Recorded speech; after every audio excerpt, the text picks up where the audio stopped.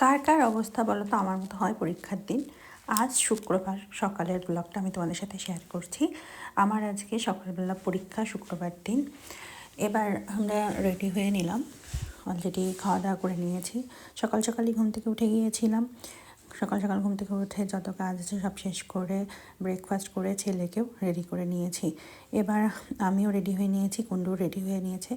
বাইরে কিন্তু বৃষ্টি পড়ছে, দেখো বাইরের ওয়েদারটা একদমই ভালো না, এই জন্য সবাই একটু জ্যাকেটটা ক্যারি করেছি।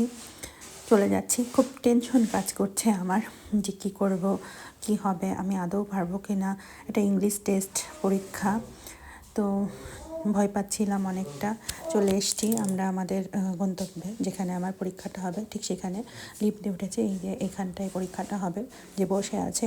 তো তার ওখানে গিয়ে জিজ্ঞাসা করলাম, সে বললো নিচে একটু ওয়েট করতে, ডাক দেবে। তারপরে আবার আমরা নিচে চলে আসলাম।